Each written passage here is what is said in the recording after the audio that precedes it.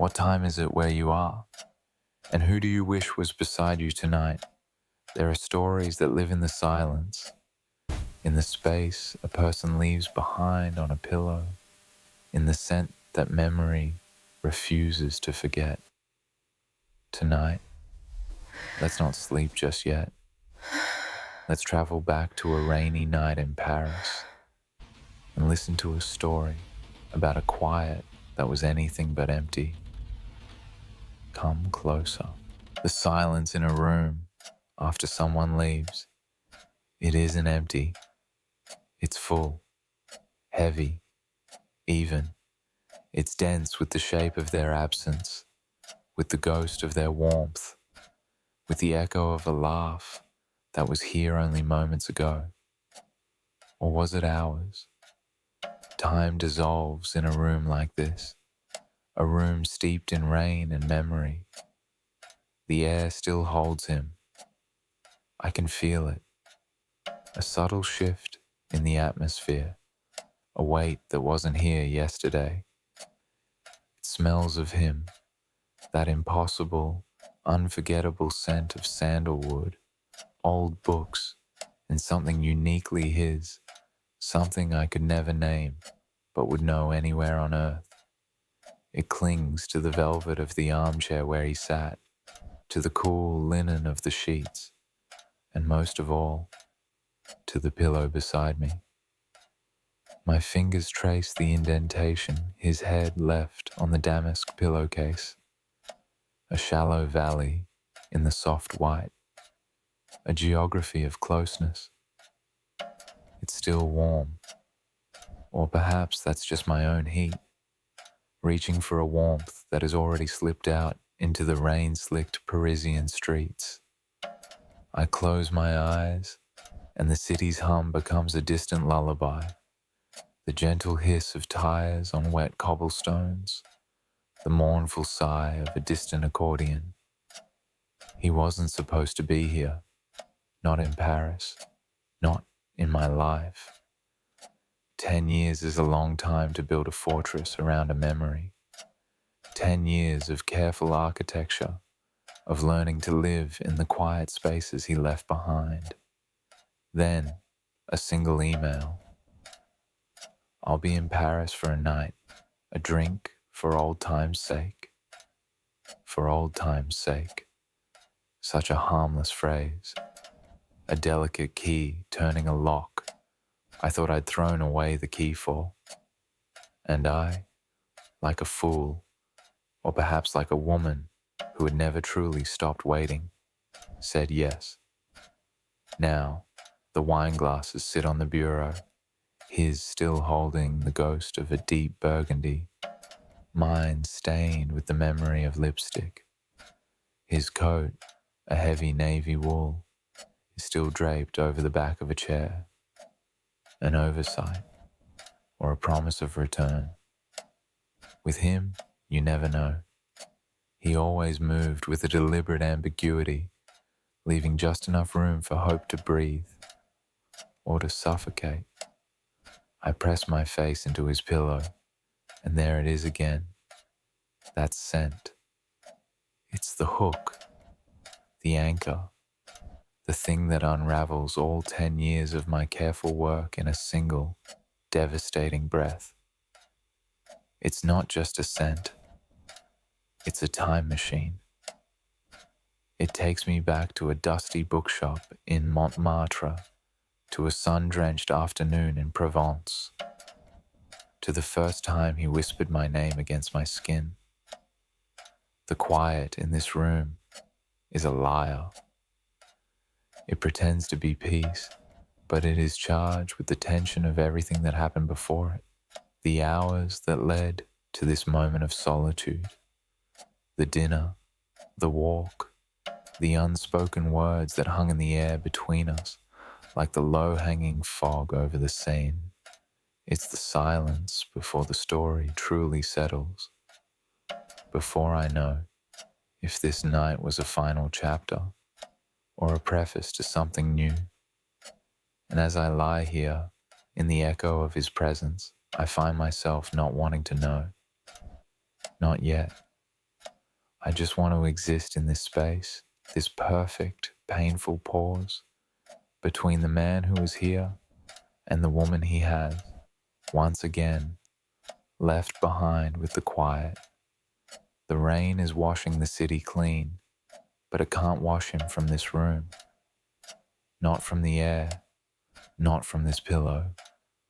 The city outside sleeps, but in here, every atom is awake, vibrating with the memory of his touch. My skin remembers. It remembers the slight rasp of his fingers against my arm, the way he looked at me across the candle-lit table, his eyes the same deep, thoughtful brown I had spent a decade trying to forget. His voice, a low baritone that seemed to resonate not in my ears, but somewhere deeper, in my bones. It's the same voice that once read poetry to me until I fell asleep. The same voice that said goodbye on a train platform so many lifetimes ago. To say yes to that drink was to say yes to all of this, to the exquisite torture of this reunion. I knew it. A part of me, the part that still remembered the precise weight of his hand in mine, knew it. We are a story that never found its ending.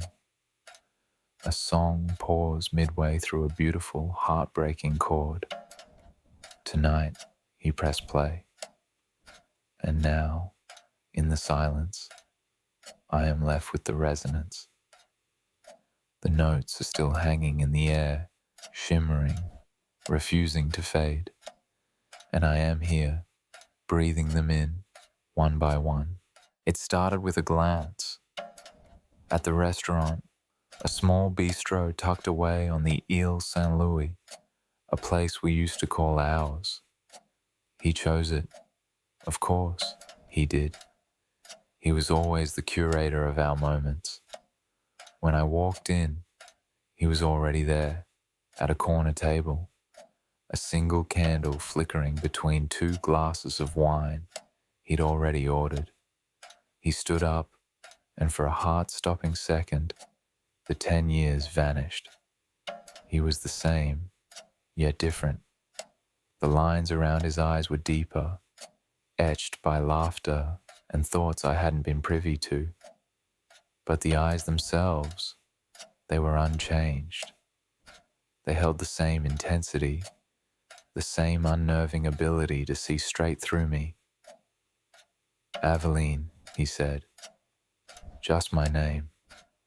But the way he said it, it was a question, a statement, and a memory all at once. The air between us was thick with the unspoken. We talked, of course. We filled the space with stories of our separate lives, his travels as a photographer, my work restoring old paintings, safe topics. We built a bridge of words over the chasm of years, but beneath it, the current of what we once were flowed, powerful and undeniable. Every time his fingers brushed mine as we both reached for the breadbasket, a jolt, a low, electric hum. Every time our eyes met and held for a second too long, the rest of the world would fall away. I wore a silk dress, the color of midnight. I'd chosen it carefully. I wanted him to see that I had not withered. I wanted the fabric to whisper against my skin, a secret language of its own, and I saw him notice. I saw the way his gaze followed the line of my collarbone, the way his breath hitched almost imperceptibly when I leaned forward to hear him over a sudden burst of laughter from the next table. The tension was in the air, as tangible as the scent of garlic and butter. It was in the way he described a sunset in Morocco, but I knew he was really describing a feeling. It was in the way I talked about the delicate cracks on a 16th century canvas, but he knew I was talking about the fragility of the past. We were speaking in code, a language only we understood. Then came the rain. It started as we left the restaurant, a soft, poetic drizzle at first. He didn't have an umbrella. I did, a large black one. As I opened it, he moved in closer, his shoulder pressing against mine. And just like that, our carefully constructed bridge of words was washed away. We were no longer two strangers catching up. We were two people sharing a small, intimate world under a dome of black fabric, the sound of the rain, our only soundtrack. His arm went around my waist, a gesture that was both practical and profoundly intimate. "To keep you steady on the cobblestones," he murmured, his breath warm against my ear. But we both knew it was more than that. It was an admission, a crossing of a line. My body responded before my mind could object, leaning into his warmth, into the solid, familiar feel of him. The scent of his wool coat, damp with rain, filled my senses. Sandalwood and rain, the scent of tonight. We walked in silence. There was nothing left to say with words. Our bodies were having their own conversation. The gentle pressure of his hand on my back, the way my hip brushed against his with every step. The city lights of Paris blurred into golden streaks through the rain-spattered darkness, a dreamscape for a moment that felt unreal. In the hotel elevator, the tension became almost unbearable. The space was too small, the air too charged. The silence was deafening. The only sound was the soft whir of the lift and our own synchronized breathing. He didn't look at me, but I could feel his gaze on me. I watched our reflection in the polished brass doors, two silhouettes, close but not touching, surrounded by a golden haze. The space between us was a live wire. All it would take was a single move, a single breath, to close the gap. When the elevator doors slid open onto our floor, the soft chime felt like a gunshot in the stillness. The walk to my room door was the longest of my life. Every step was a decision, every heartbeat a drumbeat marking the path to a place of no return. He took the key from my trembling hand. His fingers were warm against my cold ones. The click of the lock turning was the only sound. Inside, the room was a sanctuary of soft light and silence waiting for us. He pushed the door closed behind him, and the sound of it latching shut sealed us in, away from the world, away from the 10 years of separation. He didn't move towards me immediately. He stood by the door, shrugging off his damp coat, draping it over the chair where it still rests now. He was giving me a choice, an escape. His eyes asked the question his lips did not dare to form. "Are you sure?" And my answer was not in a word, but in a movement. I turned from him and walked to the window, my back to him, pretending to look out at the rain. It was an invitation, a surrender. I heard his soft footsteps on the carpet behind me. I didn't have to turn to know he was there. I could feel the heat of his body, the energy that radiated from him, warming the space just behind my shoulders. His hands came to rest on my arms, his fingers spreading out, not holding me but simply arriving. His touch was a question, gentle, hesitant. I leaned back slightly, a silent yes, resting my head against his chest. I could feel the steady, strong beat of his heart against my back. It was the most honest sound in the world. "Aveline," he whispered, his voice thick with a decade of unspoken things. Why did we let all that time go by? That was the confession, not mine, but ours. The question that had haunted both our lonely nights. He turned me slowly to face him. His hands moved to cup my face, his thumbs gently stroking my cheekbones. His eyes searched mine, and in their depths, I saw it all.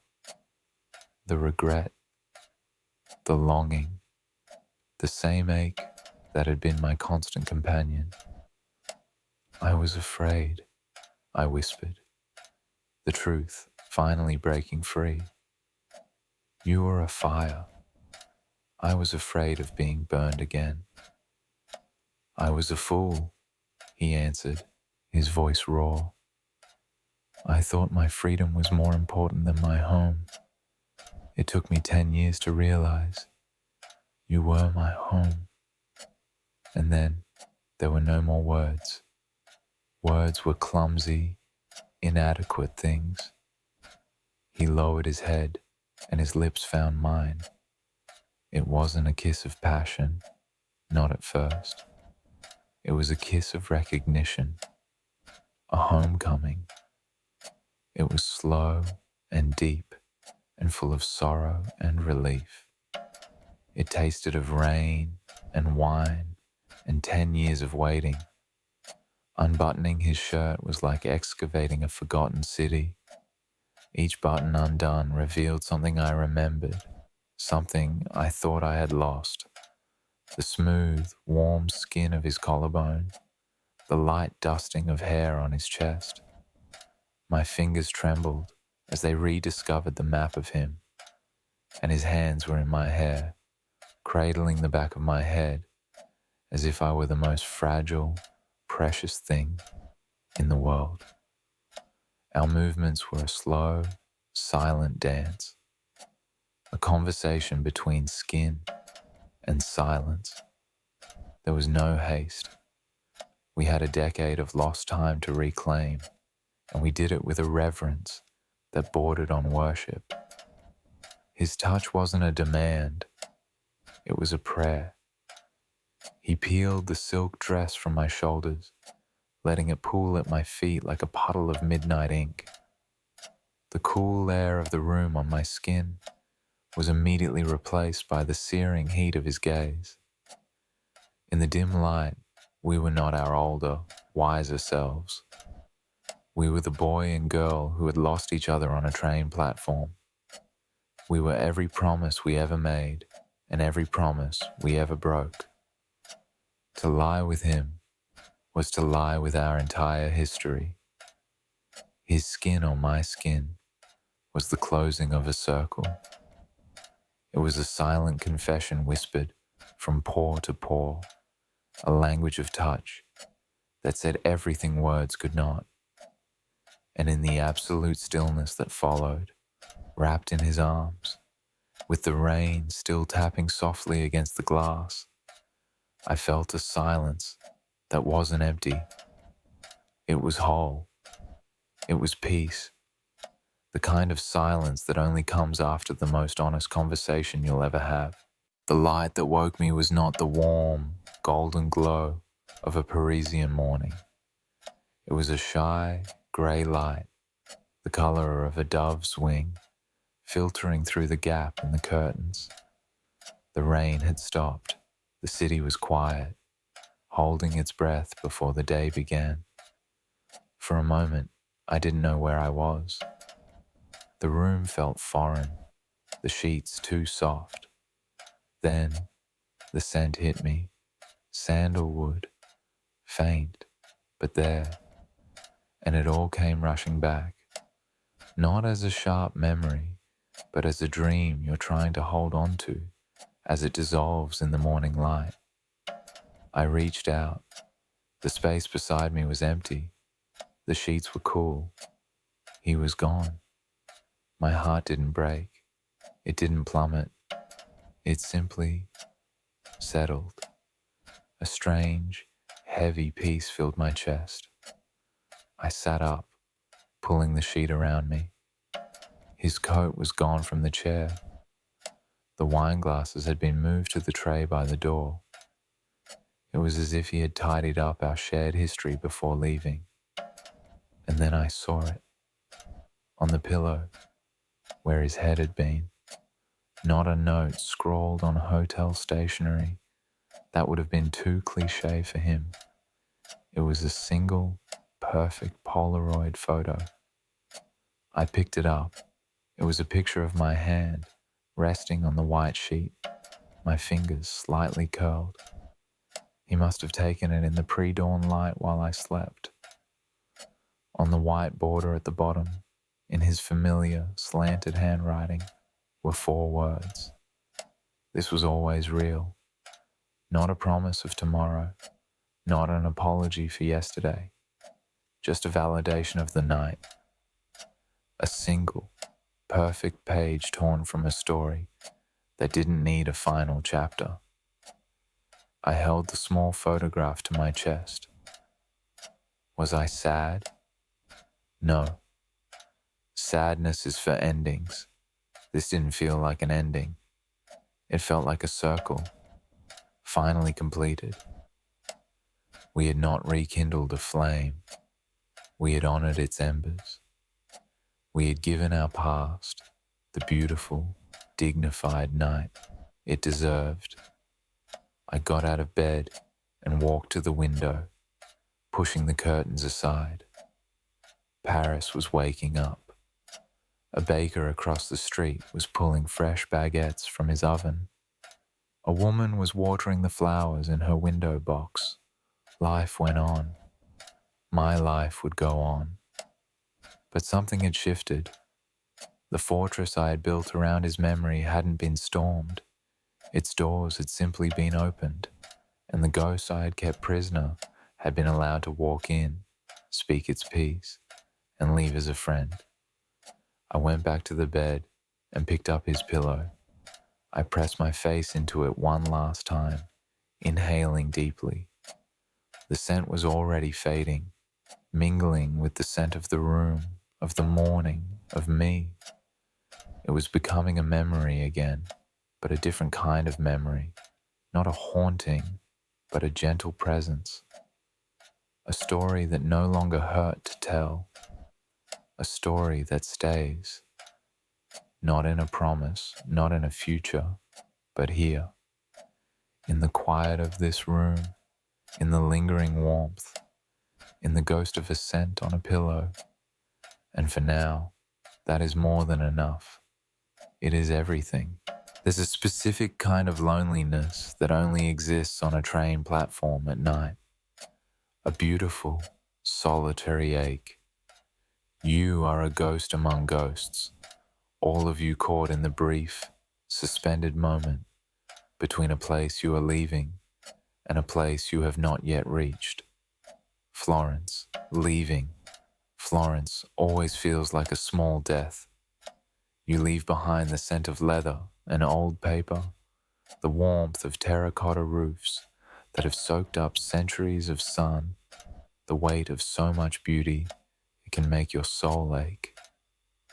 My cabin was a small cocoon of polished mahogany and worn brass, a time capsule from an era of more elegant travel. I slid the door shut, and the chaotic symphony of the station muted to a distant hum. This was my world for the next 12 hours, a moving study, a rolling bed. I loosened my tie, the gesture feeling like the first line of a new chapter. I was running from something, I suppose. Or perhaps just running towards a necessary silence. The train gave a sudden heavy lurch, the sound of metal groaning against metal. The journey was beginning. I watched the lights of the station begin to slide past my window, blurring into streaks of gold and white. Goodbye, Florence. Goodbye to the shadow of Michelangelo's David and the impossible grace of Botticelli's Venus. And that's when my solitude was broken.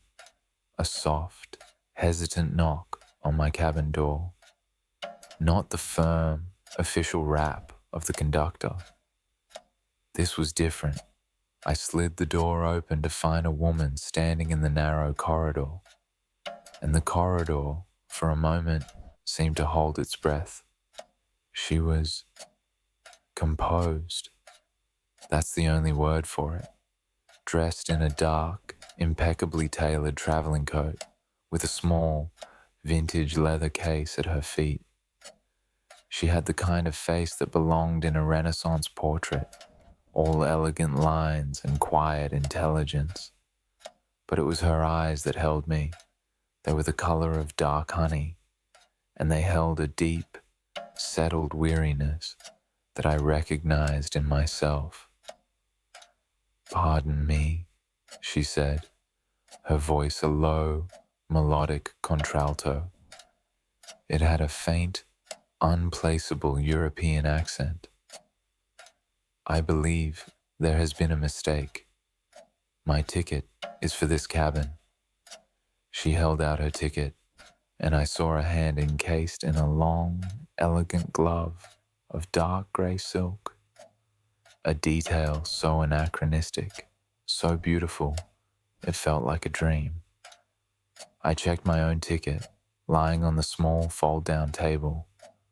It was identical, cabin 7. A smile touched the corner of her lips, a brief, wry acknowledgement of the absurdity. "It seems we are to be roommates." The air in the corridor was suddenly charged. It was the scent of her perfume, something subtle, like gardenia and rain. It was the proximity of her, so close in the narrow space that I could feel the warmth radiating from her body. The train swayed, and she put a gloved hand against the wall to steady herself. The gesture was so graceful, so full of unspoken history. Who was this woman? Who still traveled with silk gloves and a face full of secrets? Before I could answer, the conductor appeared, a flurry of apologies in rapid Italian. It seemed her cabin was the next one over, number 9. The number 7 on her ticket was a misprint. The issue was resolved in moments. He took her bag. She gave me a final, enigmatic look. A look that was part apology, part amusement. And then she was gone, disappearing down the corridor. I slid my door shut again. But the room was no longer the same. The silence was different. It was no longer my quiet cocoon. It was now defined by her brief, startling presence. The air was still faintly scented with gardenias, and the journey ahead, which had felt like an empty expanse of time, now held a single, shimmering point of possibility. An hour later, restlessness found me. A man can only stare out at the fleeting darkness for so long. The dining car was 3 carriages away, a pilgrimage through the swaying, rhythmic heart of the train. I was hoping for a glass of Amaro and the anonymous company of strangers. I found her instead. She was sitting alone at a small table for 2, a book open but unread before her. She was looking out the window, but I knew she wasn't seeing the dark Tuscan hills rushing past. She was seeing something else entirely, something far away. The light from the small table lamp caught the planes of her face, turning her into a living Vermeer painting. She had removed her coat, revealing a simple, dark cashmere sweater. She had also removed one glove. Her bare right hand rested on the table, long fingers curled loosely around the base of a wine glass. The other hand, still gloved, lay in her lap. She looked up as I approached, her eyes registering me with a flicker of recognition. "The other resident of cabin 7, she said, her wry smile returning. The world is small, even on a speeding train. It seems so, I replied. May I? I gestured to the empty chair. Please. I sat, and the waiter arrived. I ordered my Amaro. The silence that fell between us wasn't awkward. It was attentive. The gentle rocking of the train was a constant, hypnotic rhythm beneath us. The clinking of cutlery and the low murmur of other conversations felt a world away. You're an academic, she stated, not a question. Her gaze flickered to my hands, my worn leather briefcase. You have the look of a man who spends his life with things that cannot speak back. I laughed. An art historian. And you're right. I prefer the company of paintings. They keep their secrets better than people. Do they? She mused, swirling the red wine in her glass. Or perhaps we just don't know how to listen to them. She looked at me, her gaze direct and unsettlingly perceptive. You were in Florence for work? For a conference. And to say goodbye to an old friend, I said, thinking of a particular Fra Angelico fresco I visited every time. Goodbyes, she said softly, her eyes returning to the darkness outside. Florence is a good city for them, so full of permanent beauty. It makes our own departures feel temporary, reversible. The conversation flowed like that for the next hour, a slow, careful dance. We never asked for names. We never asked what we did, where we were going, or why. Instead, we talked about the color of the sky in a Tiapolo ceiling. We talked about the heartbreaking imperfection of a half-finished sculpture by Michelangelo. We talked about the Japanese art of kintsugi, repairing broken pottery with gold, making it more beautiful for having been broken. The tension was in the subtext. In every observation about art, we were revealing something about ourselves. When she spoke of the courage of Caravaggio to paint the darkness as honestly as the light, I felt she was speaking of her own life. When I spoke of the quiet dignity of a portrait by Bronzino, she seemed to understand the loneliness I was describing. Her gloved hand and her bare hand, resting so near each other on the table, became the focal point of my attention. One hidden, one revealed. A perfect metaphor for the woman herself. The tension wasn't sexual, not in a crude way. It was something more refined. It was the friction of two minds recognizing each other, the slow burn of two pasts, sensing a shared weight.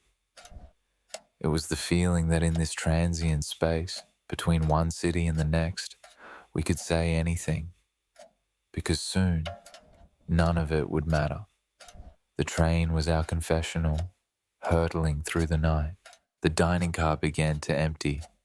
A shared look, a silent agreement, and we walked back together through the swaying carriages.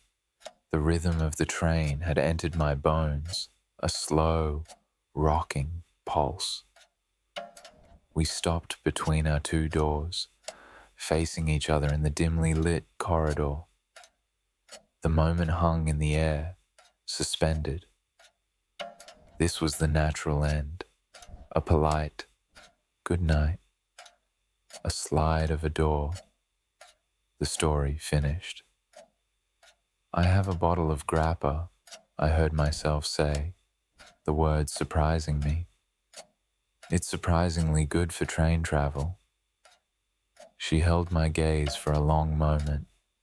I could see the debate in her eyes, the caution warring with something else, a flicker of loneliness, a desire to keep the conversation going just a little longer. I shouldn't, she said softly, but she didn't move. One glass, I offered, to celebrate the art of fixing broken things with gold. A sad, beautiful smile touched her lips. All right, she whispered. One glass. My cabin, which had felt spacious for one, was suddenly intensely intimate for two. She sat on the velvet seat by the window while I sat opposite, pouring 2 small glasses of the fiery liqueur. The space between our knees could be measured in inches.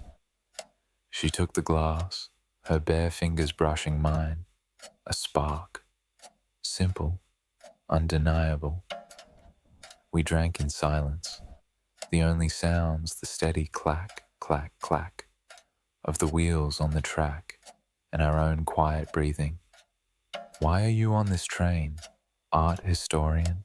She finally asked, her voice barely a whisper. I'm running away from a ghost, I confessed, the grappa loosening a truth I hadn't admitted even to myself. A memory of a life that didn't work out. I thought a change of scenery might help. A ghost, she repeated, nodding slowly. I know that feeling. She looked down at her hands, one bare, one gloved. I am leaving a life behind, a man, a beautiful house overlooking the Arno, a future that everyone, including me, thought I wanted. Her confession was delivered in a calm, even tone, but I could feel the immense weight behind it.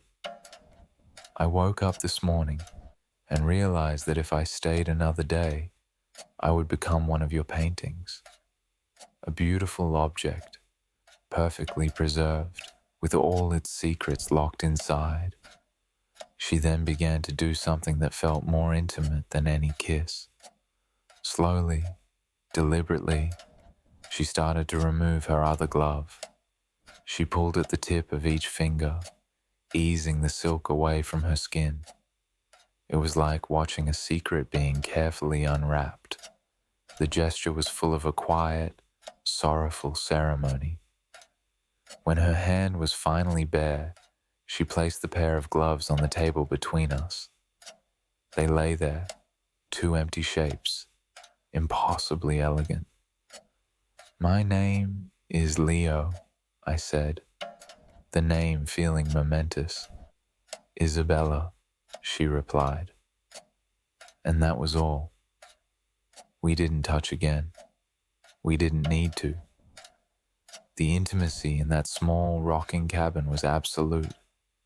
It was the intimacy of 2 strangers who had shared a fundamental truth. We had shown each other the cracks we were trying to mend with gold. We sat in a comfortable, profound silence, letting the train carry us through the darkness. 2 souls who had recognized the same ghost in each other's eyes. The space between skin and silence was filled not with passion, but with something rarer, a perfect, fleeting understanding. I awoke to a sudden, dazzling brightness. The train was slowing, and the sharp, clean light of the Austrian Alps was flooding the cabin. The darkness of the night felt like a distant dream. I had fallen asleep in my seat, the empty grappa glass still on the table. My first thought was of her, Isabella. I stood up, my joints stiff, and looked out into the corridor. The door to her cabin, number 9, was wide open. The room was empty. The bed was neatly made, the surfaces clear. She was gone. A wave of, not disappointment, but a strange, hollow ache washed over me. I looked out the window. We were pulling into a small, immaculate station, its name written in a language I didn't recognize. She must have disembarked here, in the quiet heart of the mountains, while I slept. I went back into my cabin and sank into the seat. The night felt like a fantasy, a story I had read in a book. Did it even happen? Was she real? This woman with eyes the color of honey and a past she was shedding like a second skin. Then I saw it, lying on the small table next to my empty glass was one of her gloves, a single, long, grey silk glove. She had left it behind, or she had left it, a souvenir, a piece of evidence, a final, silent word. I picked it up. The silk was cool and impossibly soft against my palm. It held the faint, ghostly scent of gardenias. It was empty, a perfect outline of the hand it once held, a hand I had never touched. I curled my fingers around it, the fabric a tangible link to the fleeting intimacy of the night. There was no note, no number, no surname, just this elegant, silent, impossible object. The train began to move again, pulling away from the small mountain station, continuing its journey north. I would get to Vienna. I would go to my museums, deliver my lectures, and sleep in my sterile hotel room. Life would resume its predictable course. But something had been altered. The journey was no longer an escape from a ghost. It had become a story in its own right, a story about a woman named Isabella who was brave enough to step off a train in the middle of nowhere to start a new life. I held the glove for the rest of the journey. I didn't try to understand what it meant or what I should do with it. It wasn't a promise. It wasn't a mystery to be solved. It was a complete story, all on its own. A story about a brief intersection of two paths in the night, a confession shared over grappa, a conversation about mending broken things with gold. The story stays there, in that cabin, on that train. And it stays here, in my pocket, in the form of a single silk glove, a quiet reminder that sometimes the most beautiful connections are the ones that have no yesterday and no tomorrow. They just have one perfect, fleeting night. There are places that are not just places, they are sanctuaries, and this bookstore on a cobbled side street in Edinburgh was my most sacred refuge. I didn't plan to come here today. The sky did. It cracked open without warning, releasing a torrential, typically Scottish downpour that turned the grey stone of the city dark and slick. I ran, laughing, under its awning and pushed open the heavy oak door.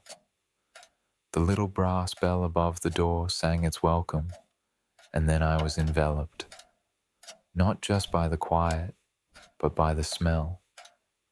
Oh, that smell, the holy scent of aging paper, of leather bindings, of dust and ink and time itself. It's a perfume no one could ever bottle. It was the scent of 1,000 stories sleeping, waiting for the right hands to wake them.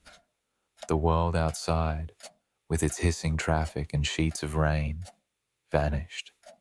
Here, inside, was a cathedral of silence, broken only by the creak of the ancient floorboards beneath my feet and the distant, rhythmic drumming of the rain on the roof.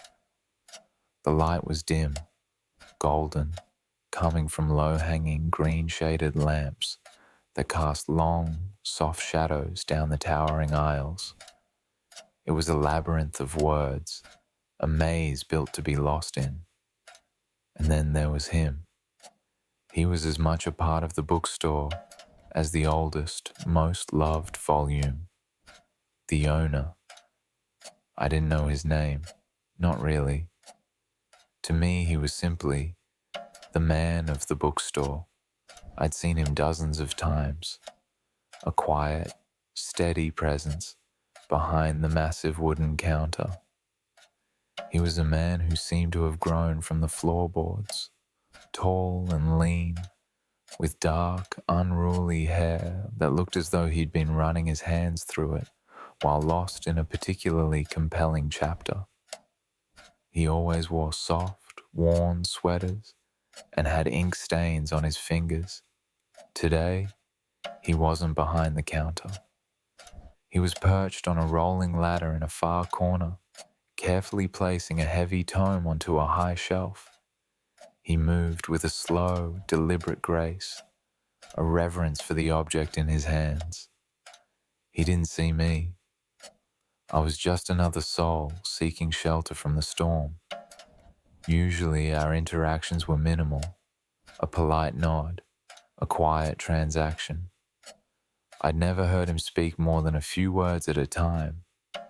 His voice, when I had heard it, was low and calm, like the turning of a page. But today, something was different. Perhaps it was the drama of the storm outside, or the way the golden light caught the silver threads in his dark hair. I found myself watching him, not as a fixture of the shop, but as a man. I began to wander the aisles, letting my fingers trail along the spines of the books. It was a form of meditation. Each title was a potential journey. I wasn't looking for anything in particular, or so I told myself. But a part of me, a quiet, unacknowledged part, was drifting, waiting. The rain beat down harder, a fierce and steady rhythm, sealing us in. It was just me, him, and a million sleeping stories, cocooned together in the heart of the storm. The quiet of the bookstore wasn't empty. It was full of anticipation. It was the quiet before the story begins. Time has a different texture in a place like this. Minutes stretch into long, languid passages. I lost track of how long I had been wandering. The rain was a constant, percussive accompaniment to my thoughts. I found myself in the poetry section, a dusty, forgotten corner near the back, and a sudden, sharp longing came over me, a desire for the words of Neruda, for his deep, earthy, sensual view of the world. I scanned the shelves. All the usual suspects were there: Burns, Wordsworth, Keats. But the Chilean poet was nowhere to be found. I searched for a good 10 minutes, my fingers growing dusty, the scent of old paper filling my senses.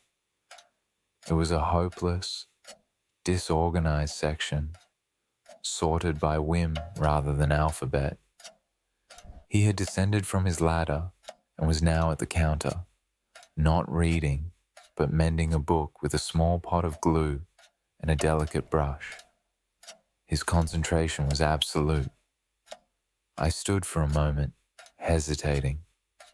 To ask for help felt like an intrusion into his silent world, a breaking of the unspoken rules of this place. But the desire for the book, for the words, was stronger than my shyness. I walked towards the counter, my footsteps seeming impossibly loud on the creaking floorboards. "Excuse me," I said, my voice feeling like a trespass. He looked up, and his eyes, a surprising clear grey, like the sea on a cloudy day, met mine. They were calm, patient. "Hello," he said. His voice was just as I remembered, low and smooth. "I'm sorry to bother you," I stammered, feeling foolish. "I was looking for a collection of Pablo Neruda's poetry, but I can't seem to find it." A slow smile spread across his face. It transformed him, softening the serious lines of his features. "Ah, Neruda," he said, as if I'd asked for an old friend. "He doesn't like to stay in one place. He's a wanderer." He put down his brush carefully. "Come, let's see if we can hunt him down." He led me away from the counter, not just pointing, but walking with me. We moved back into the labyrinth, this time together. The narrow aisle forced us into a proximity that was both unnerving and thrilling. His shoulder brushed against mine, a fleeting touch of warm wool that sent a strange jolt through me. "People who look for Neruda are usually in one of two states," he said, his voice a low murmur that didn't disturb the shop's quiet. "Either they have just fallen in love, or they are wishing they would." His observation was so direct, so perceptive, it caught me off guard. I could feel a blush rising to my cheeks. Or perhaps, I counted, finding my footing, they just appreciate a man who knows how to describe the color of bread. He laughed, a soft, genuine sound. That too. He makes the ordinary feel sacred. We were no longer just a customer and a shopkeeper. We were two people talking about what words mean to us, what stories do to us. The tension was in the air between us, as thick and palpable as the scent of the rain-soaked earth outside. He wasn't just searching for a book for me. He was searching with me. His long, graceful fingers scanned the spines, occasionally pulling a book out, considering it, and sliding it back into place. Every movement was filled with a quiet confidence, a deep familiarity with this world he inhabited. The rain continued its relentless drumming, a wild heart beating for the silent shop. He finally stopped in an aisle I had never discovered, one that smelled faintly of cinnamon and damp stone. "Here he is," he whispered, pulling a slim, worn volume from a high shelf. It was bound in dark green cloth, its title faded but legible, Odes to Common Things. Not the book of love sonnets I had expected, but something more intimate, more profound. He didn't hand it to me. He held it for a moment, his thumb tracing the worn cover. "There's a good chair back here," he said, his voice dropping even lower. "If you're not in a hurry to face the storm." He led me to a hidden nook I had never seen, furnished with two deep, cracked leather armchairs and a single low lamp that cast a warm, isolated pool of light. It felt like a secret room at the heart of the labyrinth. The sound of the rain was softer here, a distant comforting murmur. We sat. The space between the two chairs was a universe. He opened the book, the old pages whispering as he turned them. "May I?" he asked, his grey eyes holding mine. It was a question about so much more than just reading a poem. It was an invitation into a shared, fragile moment. I could only nod, my throat suddenly tight. He didn't read in a performative, theatrical way. He simply spoke the words. He let them fill the space between us. He chose the ode to the scent of wood. His voice was the perfect vessel for the words. It was a baritone, yes, but it wasn't the sound itself that was so captivating. It was the understanding behind it. He understood the weight and texture of each syllable. He spoke of sawdust, of roots, of the fragrance of a dark rose hidden in the heart of the wood. I closed my eyes, I wanted to experience it with every sense except sight. His voice became a physical thing. It was a warm hand on my arm. It was the slow, steady rhythm of a heartbeat. It moved over the words with a lover's touch, finding the beauty not just in the grand phrases, but in the simple, quiet ones. A shiver traced its way down my spine, a response so involuntary, so pure, it was almost shocking. This was an intimacy more profound than any touch I had known. It was the nakedness of one soul speaking directly to another through the vessel of a third. When he finished, the silence that followed was immense. It was not an empty silence. It was dense, charged, shimmering with the ghost of the words and the emotion they had unlocked. I opened my eyes. He was looking at me, his expression open, vulnerable. In his eyes, I saw that he had felt it too. The connection, the sudden, startling bridge that had appeared between us in this small, forgotten corner of his shop. No skin had touched, but I had never felt so seen, so exquisitely laid bare.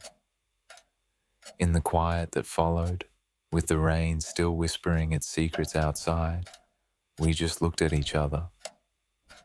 And it was enough. And then, as if on cue, the rain began to soften. The fierce drumming on the roof gentled into a soft patter, and then into a dripping silence.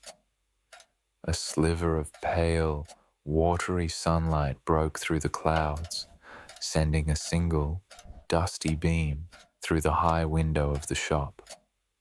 The spell was broken. The world outside was calling again. He blinked, as if waking from the same dream I was in. "The storm has passed," he said, his voice returning to its normal, quiet cadence. "Yes," I replied, the single word feeling heavy, inadequate. We stood up. The walk back to the front of the shop felt different. The air was still thick with what had happened, but now a new tension had entered it, the tension of an ending, of a return to our prescribed roles. He stood behind the counter, and I stood in front of it. He held the book of poetry. "Will you be taking this one?" he asked, his tone professional, but his eyes told a different story. "I will," I said softly. The transaction was a slow, deliberate ritual. He wrapped the book in brown paper with the care of a jeweler wrapping a precious stone. I took my wallet out, my movements feeling clumsy. I handed him the money, and as he gave me my change, his fingers brushed against my palm. It was nothing. A moment, a spark of warmth, but it was the first time we had touched, skin to skin. It was an electric shock of reality, of physicality, in the wake of an encounter that had been so ethereal. The jolt was so unexpected, so powerful, that I nearly dropped the coins. Our eyes met for a fraction of a second, and I knew he had felt it too. I gathered the wrapped book and my change. "Thank you," I said. It meant, "Thank you for the book. Thank you for the shelter. Thank you for the poem. Thank you for looking at me as if I were the only person in the world." "Come back any time," he replied. It meant, "I hope you do." The bell above the door sang its farewell as I stepped back out into the damp, clean air of Edinburgh. The city smelled of wet stone and new beginnings. I walked home in a daze. I didn't read the book that night. I didn't even unwrap it. I just placed the small, brown paper-wrapped package on my bedside table. It felt like a sacred object, a relic from another world. The story isn't on the pages of that book. The story is in the memory of the rain. It's in the scent of old paper and the feeling of a wool sweater brushing my arm. It's in the profound, heart-stopping silence that followed a poem. And it stays there, a quiet, unanswered question, a beginning, waiting for its next chapter, on a day when the sky decides to break open again. Some stories don't end when the telling stops. They simply find a quiet place within us to live. Thank you for sharing this space with me tonight. Until our next story, sleep well and dream deep.